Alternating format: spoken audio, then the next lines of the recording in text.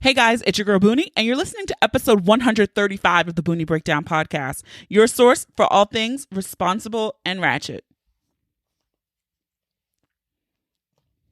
All right, welcome to this week's episode, guys. I kind of, at the last second, switched up the episode that I was going to do because of what was happening in the world on Twitter.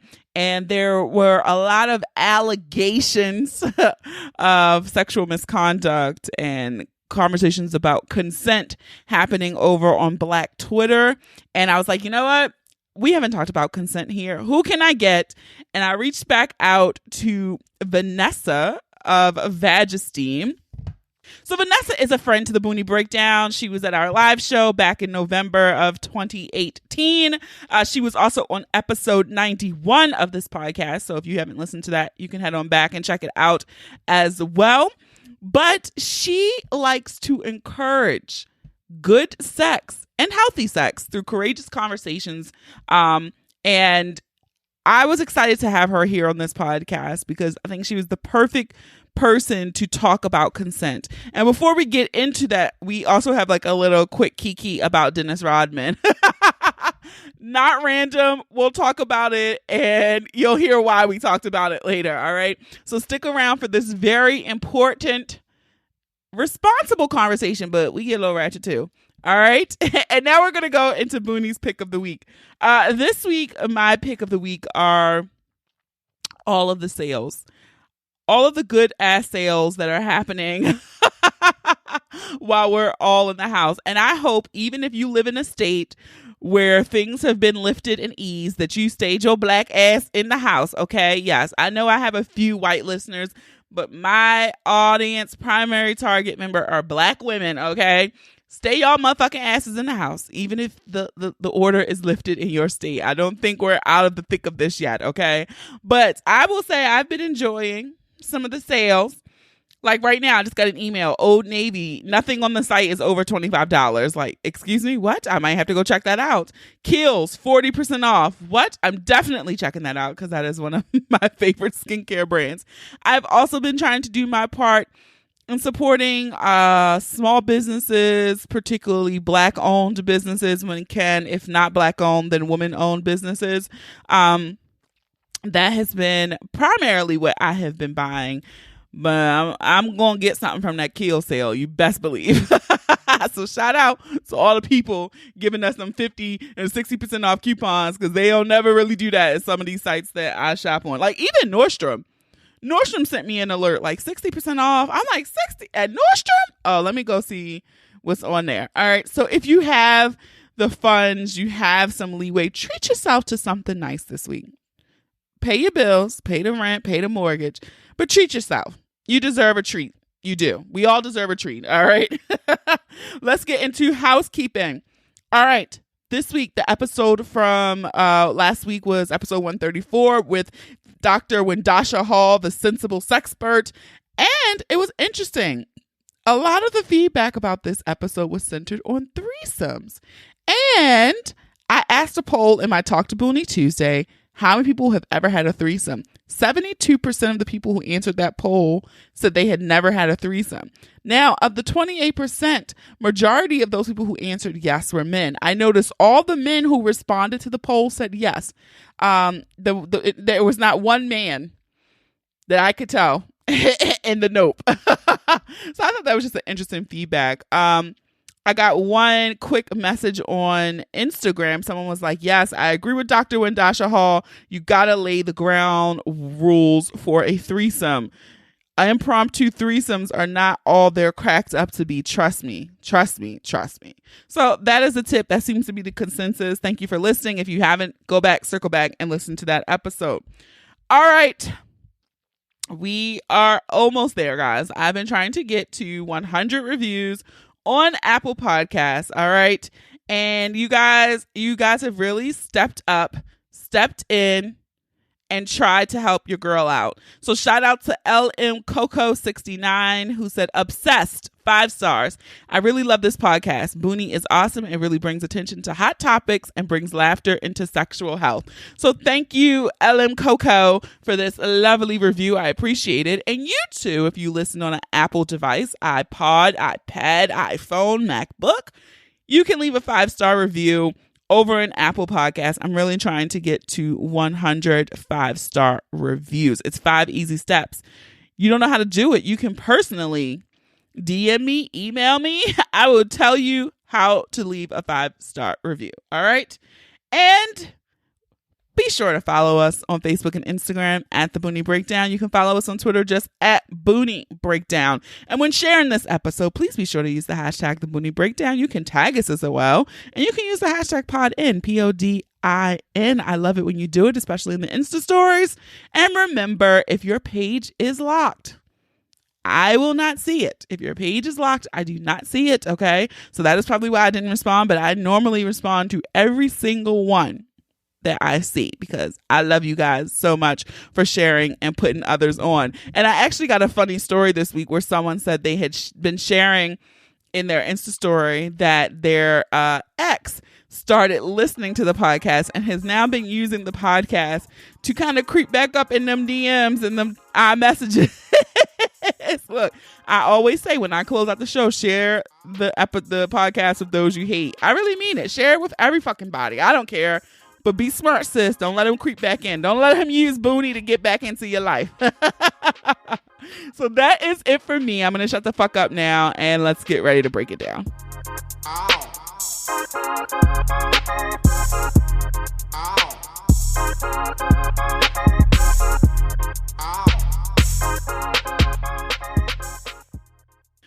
All right. Before we get super deep, I joined this episode. She's back. She was here like, I want to say like episode 90 something. I don't know, but I'll put it in the opener when I do this. Vanessa of VagEsteem is here. Hey girl. And we're sitting here chatting because I just had to school people on my Insta story about Dennis Rodman and why he is big dick energy personified. Period. Okay. He knows for you to be dyeing your hair all them colors. And first of all, wait, before we get into the big dick energy personified, we got to give a shout out because I know you care about this stuff and I've been looking to you in your Instagram for all your quarantine self-care shit. But he knew about self-care before we knew what. Let's talk about it. Let's talk about it because he totally was like, look, I need some motherfucking days off and I'm going to Vegas. Period. He said, and it's like when they showed that in that documentary, because Boonie and I have been watching, was like The Last Dance. Yeah. The Michael Jordan. Everybody keeps calling the Michael Jordan documentary. That's when but it's the Bulls. Yeah. I'm like, you watching The Last. Oh, okay. Yeah. I mean, as a person who does that myself, I admire that. But like, imagine in whatever year that was, him being like, y'all, I'm going to give y'all what you need. I'm going to show up and perform. But. And I loved it. I loved it. I need 48 hours so I can just do me. And it wasn't like he was asking because he was just going to do it. And what did that do? He was like, okay, girl, come back. Back here. He didn't come back when he was supposed to, but he did recognize his need. And the story is so great because what I loved about it was that he did like, all right, I'm going to ask y'all, even though I'm going to fucking do it, right? But two, what I loved was when he came back, how Jordan is like preparing the whole team to like, after Jordan has to go drag his ass out of Vegas, one. And then two, Jordan comes back and is like trying to coddle the team. Like, look, you know, he's been doing whatever, no judgment.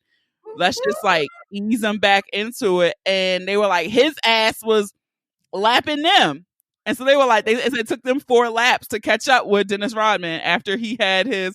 I was like, look, that's all he asked for y'all. That's all he needed. Really? And he was going to give y'all what y'all needed. I thought that was such a great story. I loved it. It was one of the highlights for me because I was like, this was self-care before we started making it a thing. And he called it for what it was. He did his thing. And he knew what his body needed. He knew if I could get off for a few days, I'm gonna come back, I'm gonna get right, and I'm gonna be focused. Like I think I liked it because I'm just like that. Like right now, Boonie knows I would have been on here on somebody somewhere eating somebody's different food. And yes. but the reason why I do that so often is because I can, like, for me, I can go like a quarter. Like I try and do something every quarter. Like I can give you my all for like a good solid 2.5 months. But once you start inching down on that third, like that end of that third month, I'm like, hey, yeah, I mean, it's totally true. It's exactly. I just took.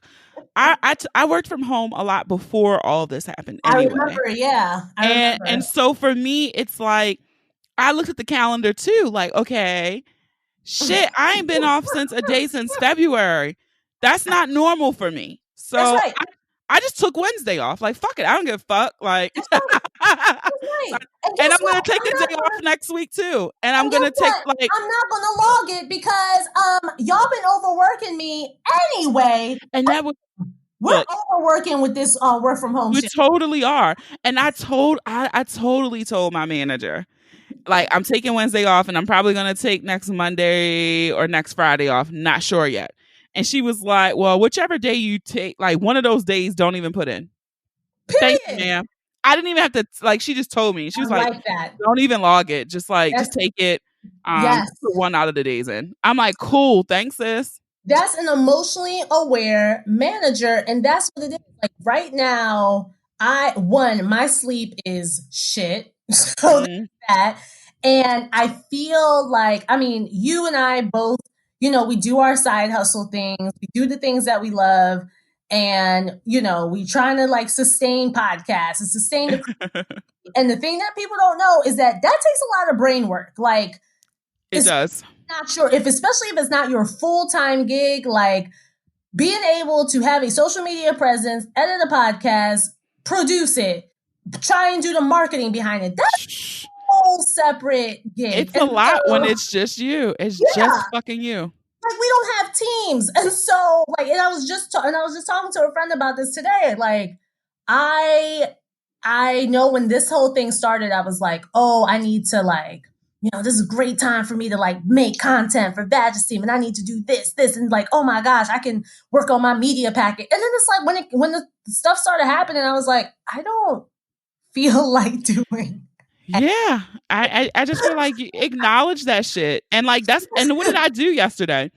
I woke the fuck up at like 10:30 after I went to bed at like 2:30.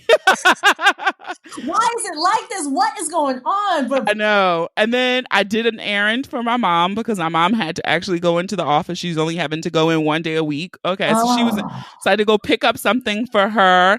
And then I was like, you know what? Since I'm out here, I'm going to drive over to the drive-through Starbucks by BWI. You deserve. Got my Starbucks. You deserve. Took the long way home to drive with the windows down and sip my Starbucks. Yesterday was so amazing. Yes. It was so nice. And then I was like, all right, well, since I'm home and I haven't eaten yet, all right, let me grab some Chick-fil-A. Yes. Went to Chick-fil-A. and then I came home.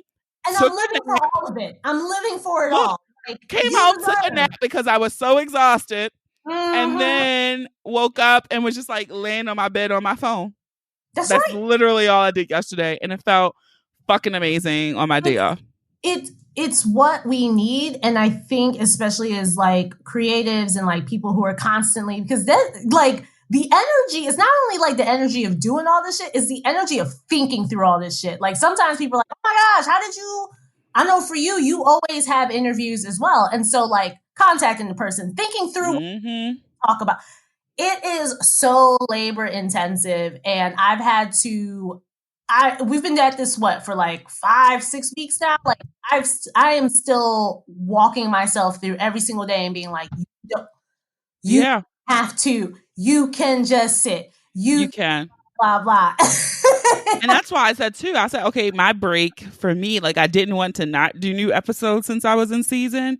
So my Yeah. break for me was just like I told, like the listeners know, was just having my Boonie and Friends people for like Yeah. 4 consecutive weeks. I So like that. I didn't have to plan. I didn't have to schedule shit. I didn't have to come up with Right. questions. I had to do, I could just come on here and shoot the shit, but it was I love it. still, you know, timely, relevant, Yeah. and it was still content, but I love not it. anything that caused me to overthink, right? Uh-huh. And so Uh-huh. that's literally the thing. I keep like, why am I rushing through all these house products? Okay, even if they let us out the house in 4 weeks, I probably won't go out until 6 weeks. Uh-huh. Oh yeah, I'm gonna let y'all go out first. Like, Yeah.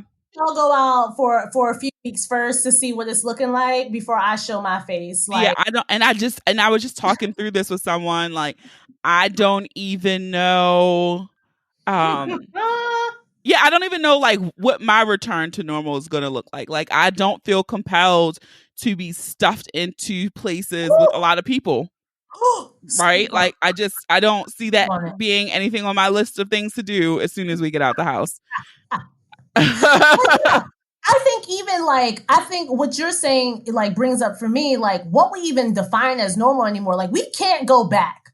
Like all of that overworking shit, not taking time to actually talk to people and like, you know, right now I feel like we're all doing this thing where it's like, you know what, let me call so-and-so and see how, you know, they doing. Yep. You know what? I haven't talked to Auntie so-and-so in a while. Like she's home. I might as well call her. I think yep.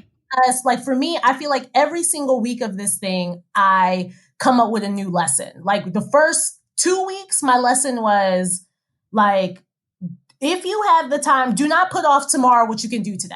Because come on. I think that because I feel like a lot of us do this thing where we're like, oh girl, when I get blah, blah, blah, and blah right, oh, I'm going to go to Bali. When I do, I'm going to put myself out there and start my card company, like whatever it is, right? Yeah. Literally, this shit has come down and been like, oh, you thought you were going to, no, you not. No, you not. Then 2020 came through and was like, whatever you thought you were going to do this year, guess what? It's on pause until I say so. Like, literally, until like, we don't know when this shit's going to be like to normal. So like, I really think that like every week there's a lesson in like, oh shit, like we just can't. All them things we were doing before is not sustainable. Can't.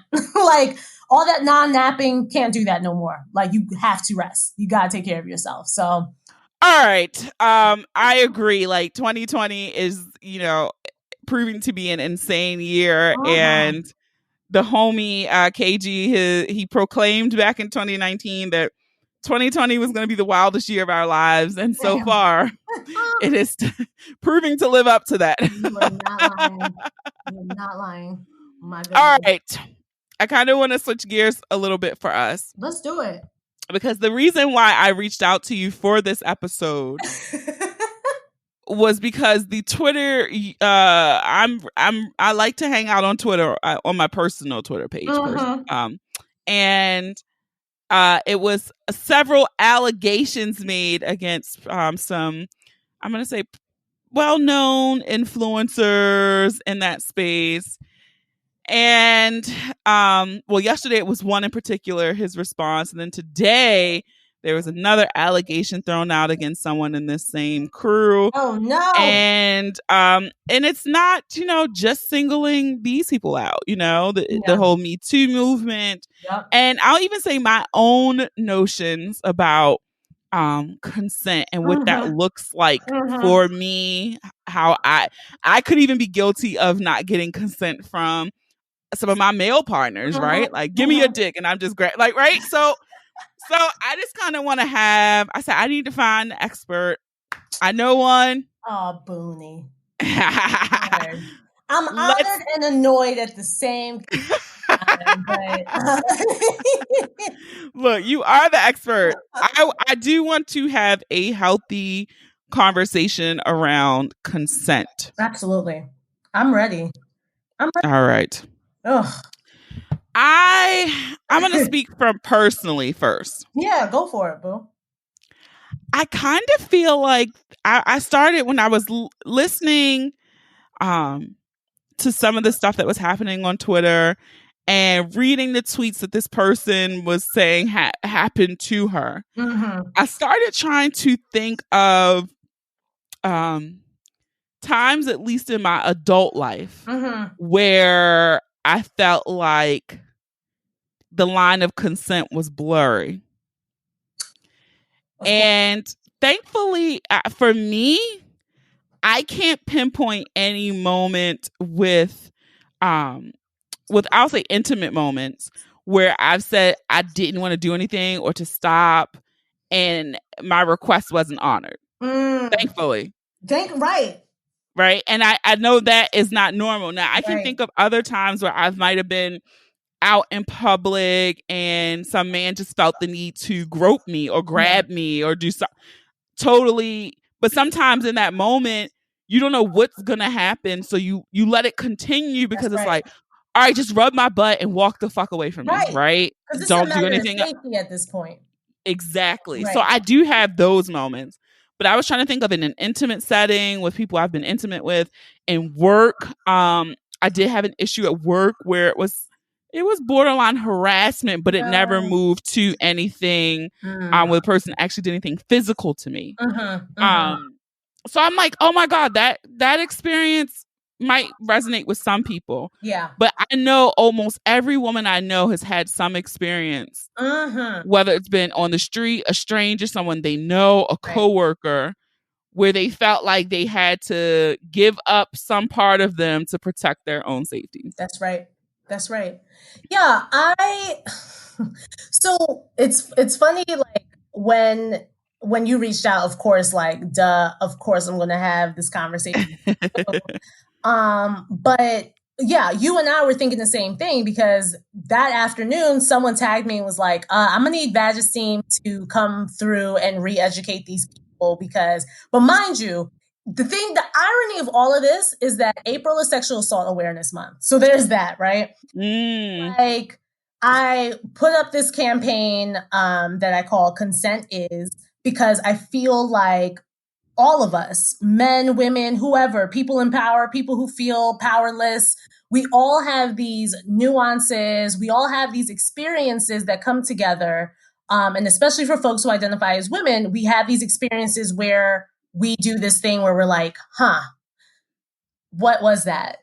Yes. Wrong. Yes. And I know part of it for a lot of us is the way that we're raised, right? Which is why this is such a sticky, nuanced, ridiculous, like it's all the things, because part of it is like the culture that we live in.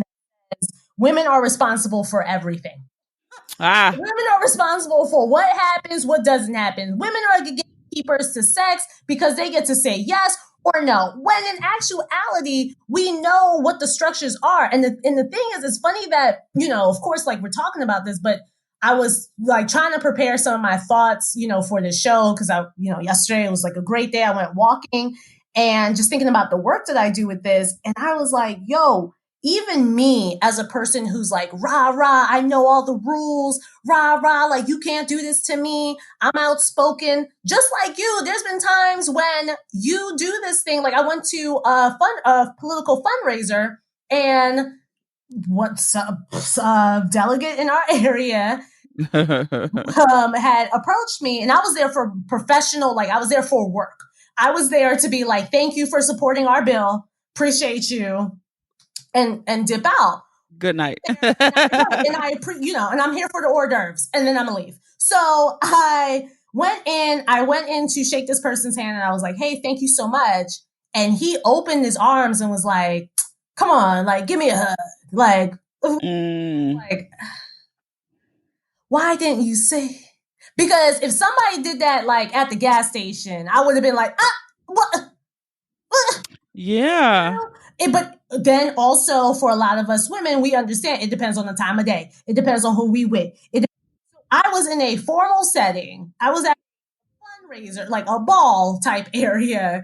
And I felt like if I make a ruckus, it's going to be too much. Or if I make a ruckus, it's going to be X, Y, and Z. And so many layers of power, because this is what this whole conversation is about, and powerlessness that comes up with this. And so I think what gets frustrating and what gets like all over the place is like you have a group of people, predominantly men, a lot of men, not gonna, say all, who are saying like, I don't understand what the problem is. If you want to da da da da da da da da da da, you need to yada yada yada. And then we have another group of people who are like, yo, this has happened to me, that girl over there who I don't know, the girl down the block. Like, how do we all have these collective experiences and we don't know each other? What? Yeah, and that's the point. That is the point. Because when I was talking to someone earlier, it's like how when I shared with this person a tweet that happened this morning, and I'm like, oh my God, this is somebody that, she knows. I won't say close, but she knows. Yeah. And I kind of expressed, I'm like, fuck, like, it's like, how many amongst us, right? And we women always have to be on high alert. And I remember having a conversation with an ex one time where I was just like, oh my God, I was in an elevator. And I said it so glibly that I didn't even know what I was saying. And I was like, I was in an elevator one time and I realized I was the only woman. Now it's 1:00 in the afternoon in a work building, but I still clenched up like, oh my God, it's 10 men in here and I'm the only woman. And he kind of laughed it off. Like, what did you think was going to happen? It's 1:30 in the afternoon. Everything and anything. And at that moment, I was like, I mean, what do you mean? Like, what do you mean? What do you mean? Anything could have happened. We were trained for this. Yeah, it's like, what would I have done if I had on a dress and one of them just took his hand up my dress while I'm on the elevator? I probably would have froze. I wouldn't have made a scene with 9 other men in the elevator, right? Yep. And that's the thing. It's like there was some comedian like a long time ago made a joke about like women, like we always know because we are talking about a sensitive topic, trigger warning. We're going assault and rape. But yeah, like the comedian said something like every woman knows like this is my rape. And in a comedy setting, meaning that walking down the street, it's late. You got your keys between your fingers, and as always, I'm gonna say it right here. I'm sure Boonie has the same experience. Somebody hops out. Somebody walks up on you. Somebody's walking down the street. They try to talk to you in the middle of the damn night. You try and mind your business because you're following all the rules. And what happens? Like this comedian saying, we go through this thing in our mind. We're like, oh shit, this is it. This is it. This is it. Just like you were doing that elevator. This could be it. Right. And so it's like a trauma. Like when I hear you say it, it sounds like a trauma response. Like we have been, and we've been told, that's the thing. Like every time, whenever these things happen and people, because it's Twitter, people are cruel on there and they go off on tangents. When you want to tell us like, oh, well, why didn't you da-da-da-da-da? I don't know what you're talking about. I was trained for this. My mother told me a long time ago, don't let somebody do ... My mother said, my mother never said people may do blah and it's not your fault. Train us because they're doing what they can. They tell us, make sure you don't go into a room by, like, as women, we have all of these rules. And I do this exercise with college students that I work with, where I ask them, what are messages that women get growing up when they go out, before they go out? And what are messages that men get before they go out? And I think the one that always drove me crazy is that women can't even be comfortable in their own home growing up. If you walk out of your bedroom, like in shorts or your bra, go cover up yourself. Right. I'm in my motherfucking house. Why I gotta cover up? Like, I live here. Right? And so you're trained that at like 8 years old, 6 younger, right? That you can't even be, not properly clothed in your own house because if something happened to you, it's your fault because you were out here in your panties. Like, what? And then to trigger that too, people who are in your house are people that are trusted. Because I don't let fuck motherfuckers in my house, right? Okay. And to this day. Okay. Like if you've been to my house, I fuck with you. If you ain't never been in my house, I feel sorry. honored. I feel honored, Boonie. Thank you. Yeah. I was there. I was there. I was there. You were there. Shameless Because people have come to my house. Look, I'll come outside to the car. You can't come. Don't bring that shit in here. I don't let people in my house, and so. So what is the message that sends to young girls, right? Yeah. That the own men or people who come into your house, I'm not even going to put it on men. Yeah. But people who are in your house and come into your house are not to even be trusted with you. You can't even be comfortable there. That's right. It's like it sounds, I know for a lot of people it sounds weird, but like when you think about like the lessons that, your auntie, grandma, mom, whoever taught you, it was always around protecting, defending, don't let in, right? And I doubt that there have been a large number of men who have experienced the same thing where somebody is like, hey, now granted, men do as they get older get the message like, don't bring no baby up in here and like don't go to jail, like all of that stuff. Like we get it, but it does not what's the word I'm looking for? It does not take over your identity. It is not something you're constantly thinking about. Yes, we got police brutality, we got all that. Yes, we get it. But we're talking about something that is in your brain that triggered often every single day. And the thing is, it's so pervasive that if something happens or when something happens or you think something's going to happen, no matter where you flip it because of how those messages came, it somehow becomes you did something wrong.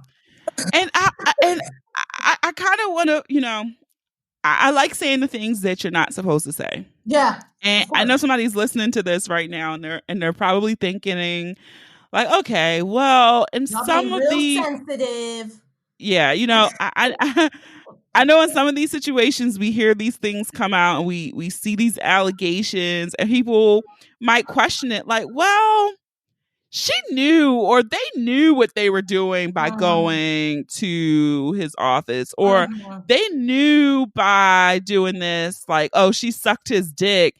And then, of course, he thinks they're going to have sex, right? Or so it's like, okay, the person is putting themselves in this position to be taken advantage of. So can they be upset or then mad or then claim assault, rape, etc., etc.?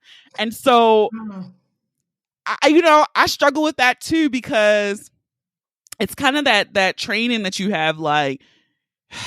You don't want to put yourself in those positions, right? You shouldn't have been there. Right? And you've heard it all your life. That's right. But then it goes back to this thing of consent. And what I love about the work that you do and the messaging you put out is that with your Consent Is campaign, you showed and you put it in very layman's true vernacular terms. About you, what's up? Yeah, like you put it in ways that is not like, hey girl, I need you to sign this document saying that I could put my penis, like because you put it in a like that. You're right. Yeah, you're like, you gonna say like, all right, after you suck my dick, bitch, you try and fuck, like that's probably what might come out his mouth. Yes. And I love that you did that because that is always the complaint or the pushback that people get is like, well, how do you get consent once it already started, right? Mm-hmm. Definitely. One, thank you. And I appreciate that. I love that's one of my love languages. Thank you, Boonie. But yeah, what I think you hit it on the head. Like when we're talking about like what we see in the media we've been talking about this stuff publicly from what we got Bill Cosby, we got Kobe, which that was a no. Don't get the people mad at me like they got mad at Gail, child. They was like, you don't say Kobe. We had Nate Parker, we had Derrick Rose, we have such a history of doing this. And the reason why this hits me so much is because like culturally, it's so pervasive, like to the point, because I teach across the lifespan. I teach kids as well. And when I'm in classrooms, we'll be talking about this. And like, without a doubt, somebody will be like, oh, they lying on Bill Cosby. You are 12 years old. You know about Bill Cosby. Like, we have loyalty to men that we don't even know. So yeah, understand how we see these stories, and automatically, this is how I know. And you know, Boonie knows I say this a lot. We hate women, like just straight up. We don't have to beat around the bush. My feelings ain't hurt about it. We just hate women, because how do you see a situation and your default response is always like, that ain't true? How? Always. Bill Cosby from? Where do you Always. know? Where you know Harvey Weinstein from? Like, I don't know Bill Cosby or Harvey Weinstein from nobody. Like, why is my loyalty there? Meanwhile, like, this person is coming out. And mind you, when we're looking at like people coming out to say something, it's always, I mean, of course, Twitter has been on this, like, you know, y'all just trying to chase clout. How much clout are you chasing when like nobody ever just says like, hey, Boonie, I went to a party last night. Some happened. It's never just like, damn, girl. Okay, what do you need? Or, hey, I believe you. It's all a scrutiny. You don't ever just come out and say some shit like that out your mouth without someone digging all in your business. So like, everyone can say like, oh, all these people are just coming forward to say X, Y, and Z. But that's not a light thing, because please know, and everyone knows, it's not like you go to the cops and you like, hey, this thing happened to me. And the cops are like, ma'am or sir, whatever, we are so sorry. We will catch that perpetrator and we are going to lock him up and we're going to throw away the key. No. Well, where were you? Well, what was happening? Yeah. Okay, well, what made you go there? Your closest friends will do that shit to you. Society's gonna do that to you. They going, and then if you do even get it to court, which a lot of times this never happens. So a lot of the cases that we're seeing that are in the media, it's just by happenstance. This stuff is coming through. 3% of cases are actually prosecuted and the person is sent to jail. Like, nationally, 3%. So as much as you want to be like, they trying to get his money, girl, we may not even get there. Like, let's just calm down. That is a startling statistic. 3%. And so when we're talking about sexual assault, I always like to also bring up the stat.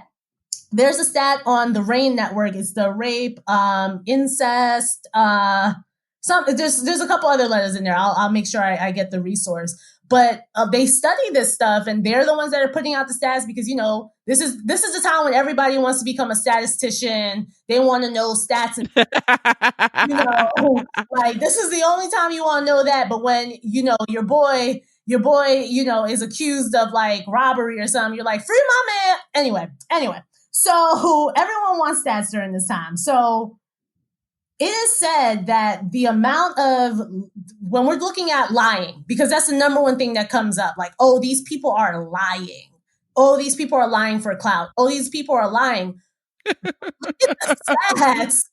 People lie more about being robbed than they lie about sexual assault. Come on with the statistics. Listen, thank you, girl. You know, I never really understood that argument either. And not to say it has not happened, right? We know it has happened, and everybody always pinpoints to these examples that they have where, you know, reported victims have then been found out to have been lying about whatever transpired.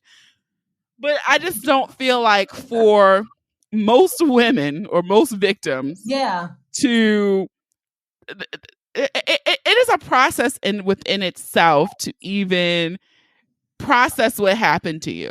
So then to get to the point where you publicly can say, this happened to me, and then to be brave enough to say, and this is who fucking did it to me. Oh, girl.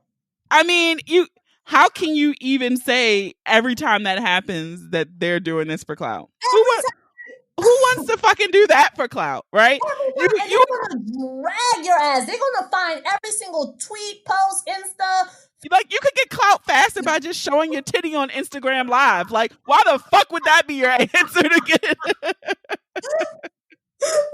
come on. Like, that's the thing. like that's why I always do the default. Like we just hate women. We just hate survivors. And then the I saw this thing on Twitter the other day. It's always like fuck the police until it's time to go report, and then all of a sudden it's like, well, why didn't she say something? Why didn't she go to the police?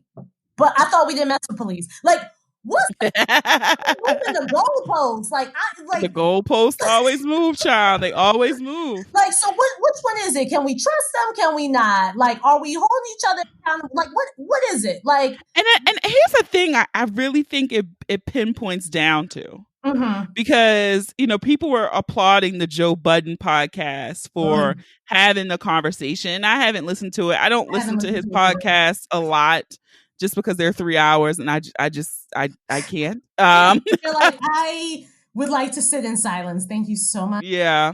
So it's like, but whenever it's one that really pops off on Twitter, I'll go venture and dab in that world. Yeah. So I might have to go listen to this one. Yeah.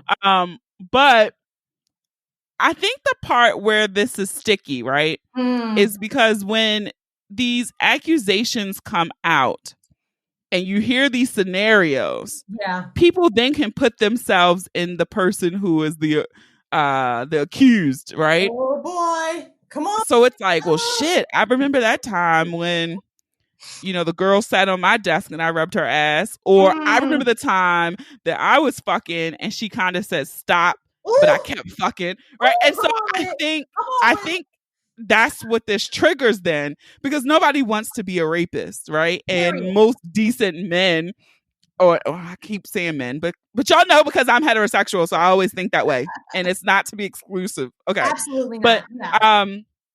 But when you think about it, I feel like people who perceive themselves and who are good people can then maybe possibly find a situation that aligns to something that happened in their personal life. And then it makes them question, well, if Bill Cosby's a rapist because he slept with a girl who he drugged, but I slept with a girl who was passed out drunk, am I a rapist? Right? Ooh. And nobody wants to go there and feel that. Nope. That's the thing, right? And that's why I'm so heavy, because you're right. No one wants to have this conversation. No one wants to admit their fault. Like this, it's a lot. It's a lot for anybody who's on any line of the equation. Yes, you're right. It's a sticky situation. This is why I say like this conversation about consent, it's nuanced, but it's also not. Like we understand consent. We learned this as children. But for some reason, when we add sex to the mix, we're like, what's that? Oh, girl, I don't know what you're talking about. Blah, blah, blah. But like when you were 5, your caregiver was like, hey, don't touch X unless you ask. Or like, no, you can't. You need to ask that person to play with you. You can't just take their toy. Yeah. We learn all of those things. But then for some odd reason, we get older, we have our urges and our needs, and we want to exert ourselves, and we want whatever we want to happen because we can't handle rejection. None of us can. We haven't handled that part yet. So if somebody even hints that they're not comfortable with something, that's when all of a sudden it's just like, I don't know what you were talking about. Your eye was looking at and then like you blah, blah, blah. Because even backing up to what you were talking about a little bit before, is going to somebody's room, it is the consequence to going to somebody's room, or is a consequence of going to a party where we all deserve to be. I deserve to go to a party and just be like, yes, we drinking, we twerking, we having fun. I should not limit myself because of the potential consequence of maybe getting sexually assaulted. Maybe. Yeah, that's ew. I mean, like what a life is that to live? That's the thing. And I knew that it's funny the way that you started this out. And it's interesting because like when you were talking about our experiences as women, because I had never gotten groped before until I got to college, which for a lot of people, that's late. I've got catcalled. I got, well, I had titties when I was like 11. So yeah, I'm like that. And I've never shared this on the podcast, but the first time that I can say I recall being, and I never say I wasn't raped, but Yeah. I was definitely touched inappropriately. Yes. I was definitely like 12 or 13. Mm. Like the first time I recall that. Yeah. And it took a minute through therapy. I had repressed it so much Mm. that I didn't even remember it. Mm. And so through therapy, I remember that was kind of like an explosive session because it was like, oh shit, when she Is this tied the really knot. happening right now? We really Yeah, I was like, oh Oh, shit, I forgot right. about that. Like Right. and then she's like, how did you forget about that? And I'm like, I don't know. Like It just sits. And I just packed it away and said that was that, and I left it where it was. And so then, like, as you get older, and yes, like, you know, I joke, and yeah, like you said, I've been in I remember one time I was literally in the Target, and this man just walked by and smacked my ass. like Yes, I have a big ass. So what the fuck? And I think it startled him because it startled me. And I was shocked at my reaction because I think it was so brazen. Like I've had men, uh, you know, ogle and say shit, but I never had any brave in that situation where there's no dancing. We're not at a party where it could kind of be like, were you walking by too closely or did you really just rub your dick on me? Right. what are you doing right now? Like, what's happening? Yeah. We're literally in the aisle for toothpaste and you just smacked my ass. Like, And you don't know me. Look at the life you're living. Like, what kind of life is that? I can't even go to Target. And that's the thing. This is not even a sexual situation like you're saying. Like, everyone's like, oh, well, you shouldn't have been. I'm living life. I'm pumping gas. I'm going. Yeah. Like, is this a punishment for me having a body? Like, my butt is not for you. And it's like, it's so. But nowadays, it's like you can't. Like I popped off on him. Like, what the fuck is wrong? Like, and I was shocked at myself because I'm like, shit. Normally, I would have just been like, "Are you serious?" Like, Yeah. but oh my god, he could be crazy. I don't want to get stabbed. That's I don't want him to shoot me or choke me. Like, so I'm just not gonna say anything. But he kind of looked at me and was like, "Cool down, little mama, cool down." And I'm like, "Nah." And so, like, fight. But this is just like, yeah, like this is literally just in the Target. You want to talk about fight action? Like, that's the thing. Like, when I got to college, I went to my like first college party, and I was so excited. And this dude who was like, he was on the basketball team. He was so tall. I'm hugging my boyfriend, hugging him like we're having a moment, you know, in a corner. Walks past, seeing another person draped on me, and smacks my butt. And then I take off after him because I don't want to fight. Like, how dare you? You're violating my space. And I remember at the time I was so angry because that has never happened to me before. And when I told other women, they was like, oh, that's it. Because I'm so numb, and that shit just happens all the time to the point where it's like, oh, girl, at least you lucky he didn't like. One of my friends told me that she like told the dude like, no, thank you. Like, you know, I'm seeing somebody. I don't want your phone number. Threw a champagne bottle near her head.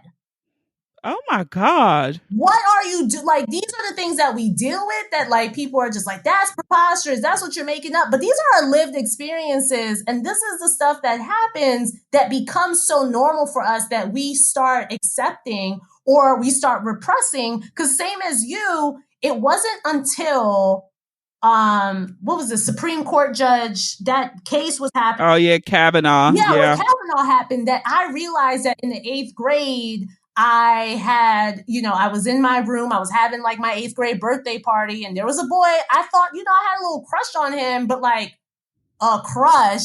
And, you know, you playing truth or dare and all of that. And like the dare was like we stay in the room together. Well, he like comes over and like holds my wrist down, and I'm like, what's happening? Whoa, hey, like what's happening? Oh, wow. Is my punishment for having a crush on somebody or liking somebody or wanting some sort of touch, should it be that?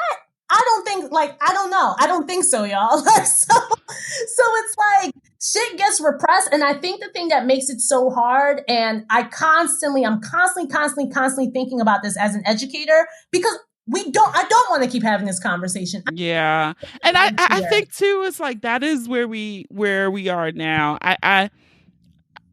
I'm not a parent, but I feel like these are the conversations, like if I ever became a parent. Yes, speak on it. I always think about Yes. what I would tell my daughter, and particularly too what I would tell my son about boundaries.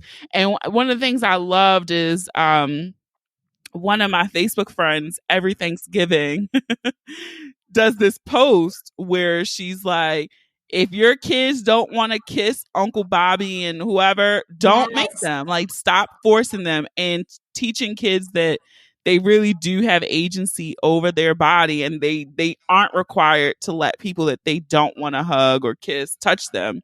And I always loved that. And so that's kind of where I am now. It's like, I know I have developed my own voice. So situations where I might have been at a younger age, I believe they would act out differently for me now. But yeah, I just always think about, like, what would I tell? How would I raise my children? Yes. It's so funny you say that, because I think about the same thing. I think about, and I would implore anybody to even just have a 5-minute exercise, because I've definitely, after all that stuff happened to me as like 19-year-old Vanessa, I've been thinking about that shit. I always think about that shit, because I'm like, do you tell your daughters, like, hey, I want you to go out there and be a free woman and own yourself and like be empowered, but I want you to also not wear these clothes, and I also want you to cower when a man is next to you. Oh, and I want you to like, is that the kind of speech? Is that the kind of people we want in the world? And then for your sons, I mean, well, never mind. People don't talk to sons. People don't talk to sons. People don't talk to sons, which needs to change. Like, we need to help people understand rejection, because what I read on Twitter was a whole bunch of tears around rejection. Oh, well, you didn't want to do, what's wrong with you? Why can't, what's wrong with your ego? Why do you think that? And this is what I tell my students all the time, my grown students too. Everybody knows when they want to have sex. There's never been a time where you've been like, oh shit, I really want. And you sat there and was just like, you know what? Actually, no, I'm not going to. No, when you want to do it, you're going to do it. It doesn't take any finessing, which is the top. For boys ages 13 to 55, I keep hearing this finesse thing. I don't need to be finessed. I don't need to be asked several times. And if you do need to do all of that, why do you want to do that? Don't you want somebody to just take the panty drawers off and just hop up? Like, why do you want to do all that work? What's up with that? That is the title of the episode. Look, if you have to finesse, it's not consent. Like, yo, like, straight up, like, why do you want to fight for this? Don't you want somebody who's just like, put it in me right now? Like, I'm ready for you. Like, isn't that the kind of desire that you want? Why do you want the kind of desire and the kind of intimacy or the kind of sex, whatever you want to call it, where you have to constantly be like, oh, come on. All right, well, okay, I'm gonna like take you to my house and see what happens. Oh no, come on.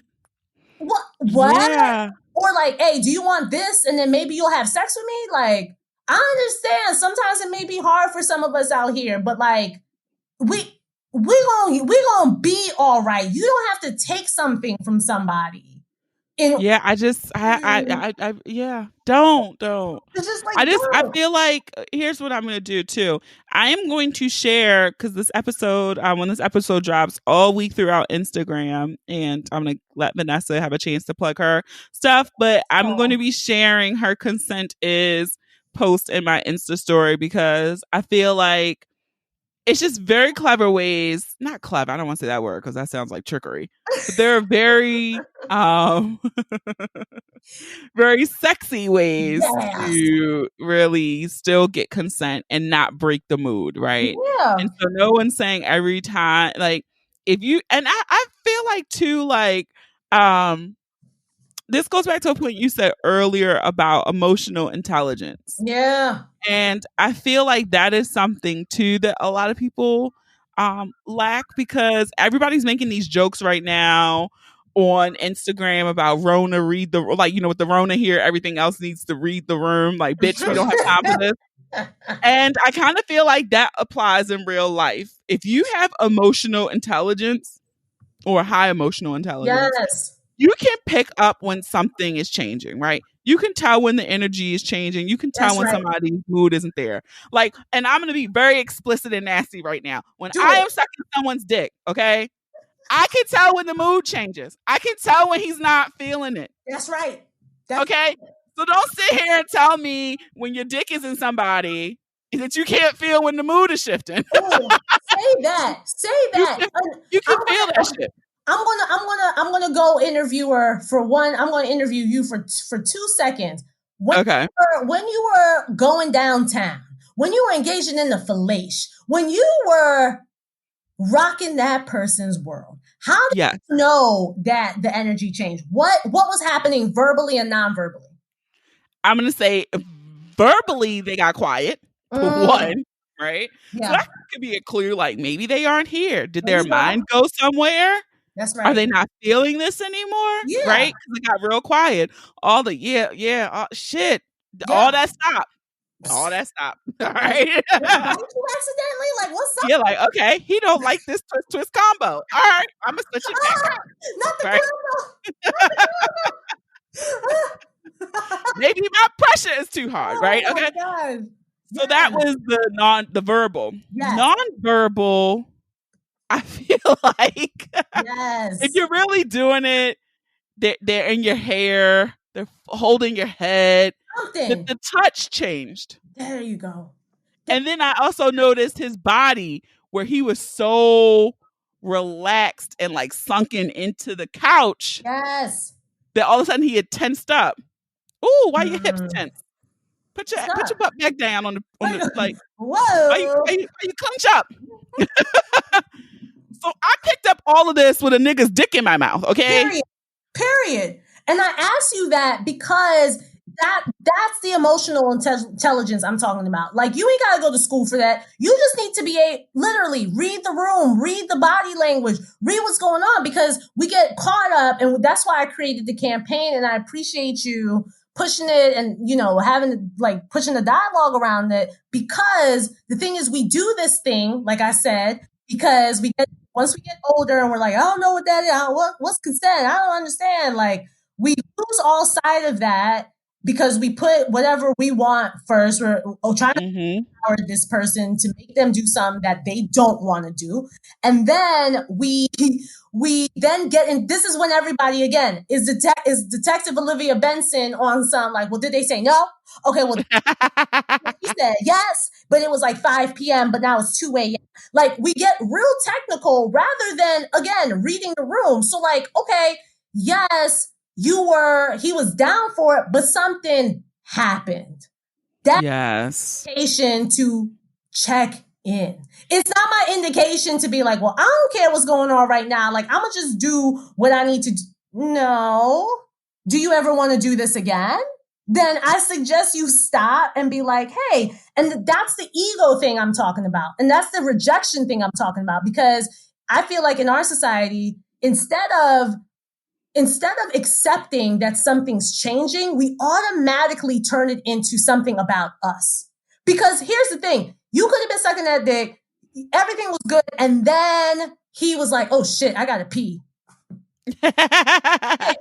That burrito, that breakfast combo burrito, shouldn't have had that. I shouldn't have got the 2 for $1. It could have been anything. But instead of being like, oh, okay, let me check in and see like what's happening, we do this.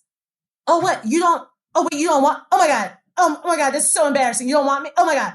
We get the thing. We get an attitude. I can't believe you got this soft ass dick, nigga. Like, it may not be about you. We do this thing where like somebody doesn't want to sleep with us after they were into it. They probably sent you some spicy text at 4 p.m. Yeah. Life kicked in and they was like, shit, yo, my mom just called. I got like bad news. I'm not in the mood.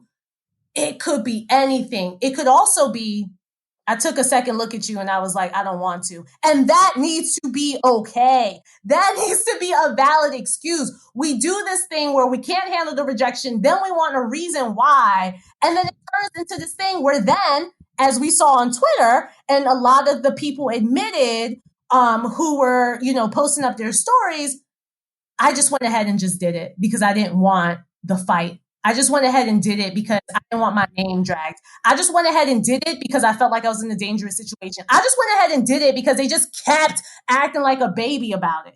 Like, yeah, what happens. And then we get into this technical shit and we're like, oh, well, you actually did do it. I just feel like we can all take inventory on our own behavior. Yes. And that would just help things progress so much further. And two, when you see those around you possibly engaging in fuck shit, then call them out. Ooh. And I think those two things can help move the needle way further than we think they can. That's the thing. I like how you said that because, I feel like if we actually care about each other, everything I'm saying is in love. So that means that if I call you out, I'm saying it because I don't want you caught out there. I'm saying this because I want you to learn this lesson. So like, I remember I was doing this healthy relationships class for some women at a cosmetology school. And, we're talking, we kikiing, and I asked them, I say something like, it's healthy to like look through your partner's phone every single day and have all the passwords and something. And like, you saw like half the room be like, well, shit, it's healthy. Like, why isn't it like, I don't give any judgment. I'm just there to facilitate. So I'm like, well, why, what's going on? Why y'all getting so quiet? And you could tell the like that meme, the gif with the woman who's doing the math in her, like all of that was happening. And because I care about my students and because I'm really trying to ensure that we're out here living happy, pleasurable lives, I was like, well, what's the problem? And this one girl was like, I do that shit all the time. Are you saying it's not healthy? And I'm like, it's not. Like, what's going on with the trust in your relationship where you feel like, I was like, first of all, where do you even find the time? Like, let's start there. Where do you find the time? And then what is happening where you feel like you need to take time out of your precious day in education to be like, let me see your phone. Yeah. Happening. And so it's a calling in to be like, sis, maybe you need to rethink, like, what's going on with you? Maybe everything he's doing is fine, but you have some insecurities and baggage that you're bringing into this situation that's causing you to react this way. And so when we're talking about consent, like if you hear your homegirl being like, girl, and he just had like that soft dick and like he was like trying to act like, girl, what's up with it? Like, that's the time for you to be like, girl, what are you dang, girl, you're not supposed to do that. Like, it doesn't. Yeah. No, Boonie, you can't do that. And dissertation about it. Like, nah, girl, like next time, why don't you just ask him, like, what happened? Like, are you doing it too rough? Maybe he had the shits. Like, it's just a whole bunch of things. And we just get so wrapped up. And this is why I feel like this conversation won't be able to move forward until we build empathy, until we understand that consent is very nuanced. Being in the bed with somebody, especially in a culture that does not promote communication, clear communication, we're always we're fucked from the start. We're always going to be here because then it's going to be like, well, I was going off of the vibe. The vibe is an indicator as well. And when I'm thinking about consent, when I'm talking about consent, I'm talking about verbal and nonverbal cues, which is why I asked you that question. Because when we're talking about the nonverbal cues, some people don't like speaking up. Some people are just like, they're afraid to. Yeah. I'm vibing energy people. Okay, if you're vibing energy, how are you still? You are still responsible for getting consent and still responsible for speaking up, right? So you may not speak up and be like, I need your hand squeezing my titty while you're doing blah, blah, blah, which I personally love. But I could move that person's hand to my chest and be like, and show them I'm telling you something that matters. And so if you're kissing me and I'm not kissing you back, and just because I didn't open my mouth and say, no, stop it, I don't want you kissing me, I'm still telling you and I'm still communicating with you. Like, pick up on read the room, bitch. Read the room. I love that. Yeah, read the room. Like, they're telling you something. Now, what you do with that information is up to you. And if you ignore it, there's consequences. Like, period. And I hate making it a negative. That's why I created the campaign, because I hate making it a negative conversation. I feel like as a sex educator, we just don't do a good enough job. Culture doesn't do a good enough job because we just tell people like, oh, you just need to ask for consent without giving people the tools to be able to do that. Like, we don't say, Boonie, hello, good evening. Would you like to be on my podcast? That's not how this conversation went. You was like, sis, I wanted to, like, you free tomorrow night? And I was like, yeah, all right, girl. I didn't say, yes, Boonie, I would be on the podcast. Like, nah, like, we had an exchange. It doesn't have to be so formal. It's not. If we don't talk, we don't speak formally in our culture. We just don't speak that way. We don't say, hello, would you like to have sex tonight at 8 p.m. after we act like we're watching Netflix? Like, no one says that shit. But we say like, hey, so what it is for tonight? All right, like, we'll then come through. All right, the vernacular in our relationship could be come through means wash your panty drawers, get the fresh on, and let's do this. Like, we have nuance in our culture. And that's why I say we have nuance with consent as well, because it takes taking our nuanced communication and being able to translate that into sexual situations. Look, I love it. I just think this is a good spot to end because I just gave you my dissertation. Thank you. No, but I feel like this is the perfect summation for people. Like, it doesn't have to be complicated. Use your fucking voice. Read the room, bitch. And it really is. Like, not to oversimplify it, but this is what it takes. People who listening, where can they find you on the interwebs and social media? You guys, I had a good time. So everyone can find me on Instagram, Facebook, and Twitter. I'm more active on Instagram as to look at Boonie, because Boonie be looking at all my shenanigans and all my thoughts. You can reach me at VagEsteem. That is VAG esteem, as in self-esteem, together in one word. So VagEsteem, VAGESTEEM.